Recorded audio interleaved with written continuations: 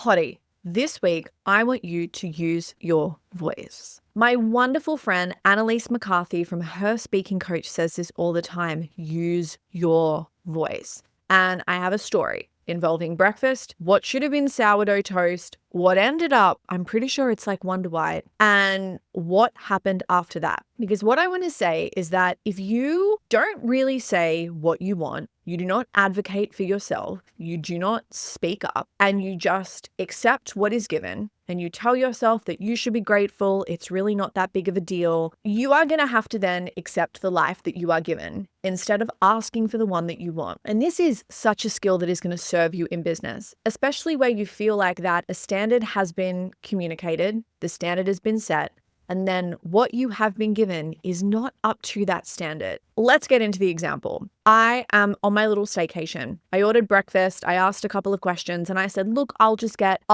scrambled eggs. And she's like, perfect. Now, I have eaten breakfast here, I would say well over 60 times. No problems. And when my breakfast came, it was served on white bread. I just called her back and I said, I think this was meant to be served with sourdough. And she's like, oh yeah, we didn't get our delivery. And I was like, oh, okay. Do you have any other options? And she's like, let me go and check. I went and checked, came back. She's like, we can give you brioche or gluten-free. And I was like, oh, okay. I'm fine. Thank you. And she was like, oh, sorry about that. And I said, no worries, I probably wouldn't have ordered this. It's really interesting that when I had shared this, because I'd shared like a picture to my Instagram of the breakfast, of the bread. And I know that there would have been some people rolling their eyes being like, oh my gosh, get over it, it's just bread. And there were some people who were like, did you say something? And I feel that the people that were asking me, did you say something, were the people that probably would never actually speak up in a situation like this. They would just accept the bread that they were given.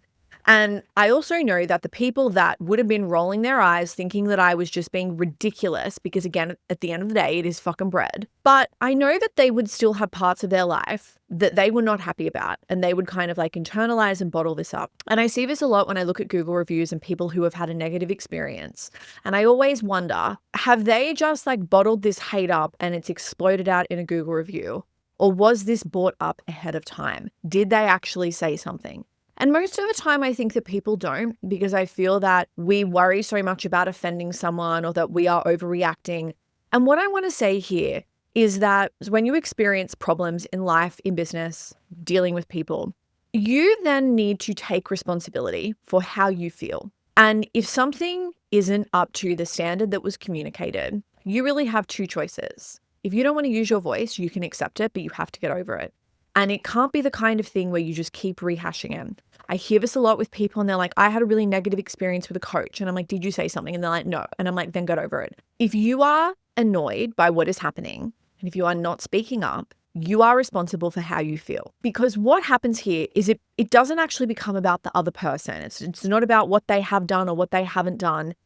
It is about the fact that you are now dealing with how you feel about the situation, but you're actually not communicating anything so you can get the change that you're after.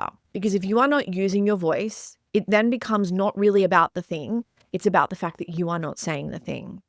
This is such a good skill that we all need to cultivate in business, because there are going to be times when we have outsourced a project or we have bought something, or the standard that we have bought in on has not been delivered. And again, this is where we get to make a choice of what we get to do here. And what I want to say here is it's not about the bread. This has never been about the bread.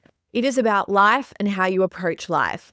And I think where I say to people, I have a really good life, and I think that they just assume that I've got lucky girl syndrome and things happen for me.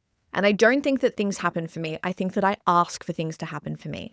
And I look at the life that I want, and I ask myself, how can I use my voice and how can I set the standard so I get the life that I want? I'm never kind of like passively waiting. I am proactively in charge of the life that I want. And you can do this too. So I think that people don't want to speak up because they worry about offending people. They worry about appearing difficult.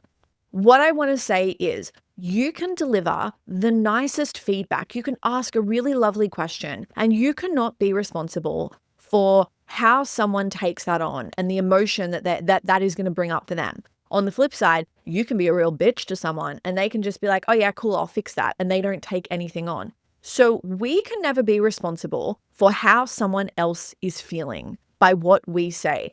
Our emotion is our responsibility. And what I want to say here is when we speak up, it does not need to be confrontational. It is not you being difficult. It is you asking for a particular standard. It is you asking for the standard that you want. You can do this with grace. You can do this with ease. You can do this with a really big smile on your face. So how do we use our voice? If you are like, I am so new to this. I got the wrong coffee. They gave me cow's milk. I can't drink a cow. I can only drink the oat. It's like, do you want to battle IBS through the day? Probably not.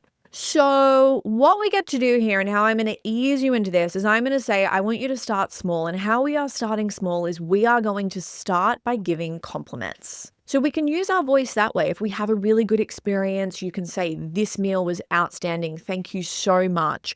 Or your outfit looks incredible today. The color of that top, that red, looks incredible with your hair. Sensational. It's not about being fake. It's not about going above and beyond. But it's like if we cannot use our voice in positive ways, it is going to be very challenging for us to speak up when something has happened that we are not cool with or we are not happy with. So this is a really good muscle to train, and we can start by doing this in a positive way. So we can give compliments, we can give great feedback. And what we also can start to do is do small little asks in low stake situations. So this could look like something where, let's just pretend you're out and about, you're at an event, and you're like, oh, I'd really love some water. Great, ask for a glass. Do you know where the water is by any chance? Ask a question. It's not about you being like, can I have your kidney? It is about you just asking for something and practicing. Because when you can use your voice, you'll find it easier to then ask for things. So what happened after this, I posted these stories. Annalise was like, can you send them to me? And I'm like, oh, okay, sure. I noticed when I turned the light on that the light bulb in my room, it was fading. It literally looked like it was on its last legs. It's like you turn it on, it really didn't make a difference to the room. And I've stayed here enough to know that the light bulbs are not like this. So I went downstairs, I asked, could you please send someone up and change it? They didn't do anything for an hour. I went back down. They still hadn't done anything. They kept apologizing. And I was like, look, I would unscrew this. I'm worried I'm going to break a nail. Anyway, I came back up and I thought I really need to start filming. So I managed to unscrew it myself, found it really easy, walked downstairs, took a picture and was like, excuse me, I'm so sorry. I know that you are really busy. I brought this down just so you can see if you feel fine for me to change it. And she's like, you know what? I'm so sorry. Maintenance has been a pain. They're blaming housekeeping. Housekeeping won't do it. They're saying maintenance. I'll come up. Women in STEM. Am I right? I'm like, 100%. We've got this. She gave me two options. She's like, do you want cool light? Do you want warm light? I'm like, you know what would be amazing? Warm light. We did it together. It was amazing. I thanked her 3 times. I'm like, you are an icon. Thank you so much. I'm really appreciative of you. And look where we are. And I say this because there are going to be quite a few of you that would have tried to have dealt with this situation. Let me film in the bathroom. Let me get annoyed. Let me go through this day and look at the video quality and being like, oh, it's a little bit dark. You get to have a choice here. And the choice is, are you going to use your voice for the life that you want, or are you going to just accept the life that you are given? Because at the end of the day, the quality of your life is going to be shaped by the standards that you feel brave enough to communicate. So this week, I want you to ask a question of what you actually want.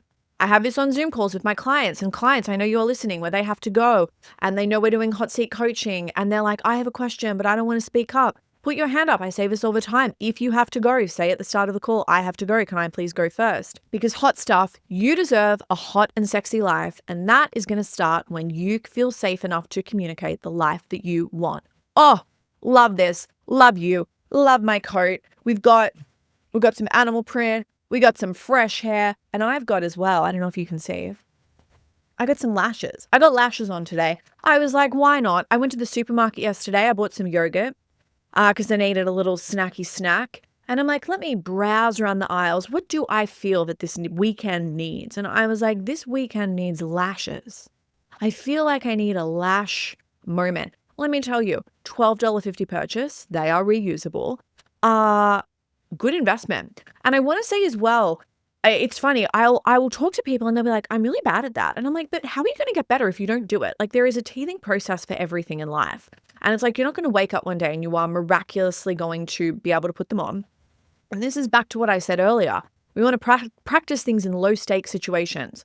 So if you have an event coming up and you want to do, say, false lashes, or you want to do your hair in a particular way, that is not the day that we practice. We practice beforehand, and we practice on a random Tuesday when we have all the time in the world to get ready, or we practice whenever. And then when it gets to the point where we actually need the thing to perform, we have all of this prep under our belt. So for me, I can put on false eyelashes in like a fucking snowstorm. I probably don't even need a mirror now. It is the same thing with lipstick. It's the same thing with winged eyeliner. And the only reason I got like this is because I just kept practicing, and now I can just pull something out of my ass, do my makeup really, really quickly. And this is a skill because I never feel let down. It's not like I need a whole like glam team for me to do my podcast. Baby girl, I am the glam team. So I love you more than my past self for perfecting those skills, getting herself camera ready, feeling fabulous. And trust me, I feel fabulous. Actually, I'm lying. I feel a little dehydrated. What is it with hotel air conditioning that can make you feel a little bit crappy? But anyway, let's have a drink of water. So good. Have a drink with me. Oh my God. I feel good. I feel virtuous. Do you know what I love about having a sip of water? When you have a sip of water, it just like resets you. It's like I am the picture of health. It's like it didn't matter what happened in the moments before that. Right now, getting that delicious hydration into my body, I am the picture of health. Just call me Peter Sarah's health retreat because that is how I feel. And I love that. Anytime I'm like, I need a reset, wash my hands, drink water, brand new woman. Try it, see how it goes for you. So hot stuff. I love you more than that. I watched a movie last night, The Dreamers. Oh my gosh. Have you seen it? Do not watch it with children around. Do not watch it with your parents. It's quiet. It's naked central, and not just naked. Like, I mean, like naked, like naked, with very beautiful people. So I watched that last night. I hadn't seen it before. It was interesting. I am a fan of watching beautiful things with beautiful people, as you know. So I will say that I did enjoy it. Would it be something I watch again? Yes. Would it make top 10 films of all time that I'm so obsessed with? No, but that's okay. But beautiful, beautiful people. I also love you more than really good, consistent food. I don't know if it's a Virgo thing to like love consistency, but like one of my favorite restaurants in Melbourne is Chez Olivier in South Yarra. And the food is outstanding. The service is outstanding. I love it. I get this, like, it's like a pumpkin dish. It's almost pumpkin. I don't know what it is. It's like veloute, I think it says. But it's like this pumpkin like puree with like a salmon fillet, perfectly cooked. Around the outside, they put cranberries, parsley, almonds, and then there's truffle oil. It is outstanding. I get a side salad, which is delicious. And it's got it's like a mustardy vinaigrette. Oh, amazing. They start with a baguette, and the baguette comes with cinnamon butter. Who would have thought cinnamon butter and some salt? Delicious. And a crisp Coke Zero. My preference would be Diet Coke, but that's okay. And sometimes I will do a dessert. What am I talking about? Sometimes every time I do a dessert. I went on Wednesday night with my mum. Last night I was like, I'll go again. And then tonight I'm probably going to go again. Will I get the salmon because I've had it 2 nights in a row? Potentially. I might get the steak. The entrecote, delicious, medium rare, side of fries. That's what I'm probably going to get. I'm feeling a steak moment because I'm also heavily anemic. Wouldn't it be good if health funds would like subsidize steak? If they're like, okay, we'll give you like 30% of your steak back. And like there was a cap. Do you know what I mean? It's like you could do an iron infusion, or you could opt for like a delicious porterhouse. Like give me like the porterhouse. Like that's what I want to do. Give me the steak. Let me claim that on my health fund. If I was prime minister, that is what I would put forward. And again, some of you were like, prime ministers don't do that. That's okay. So hot stuff. I love this. I love you. Have the day you deserve. And as my friend Annalise would say, speak up and use your voice. Love you. Mwah.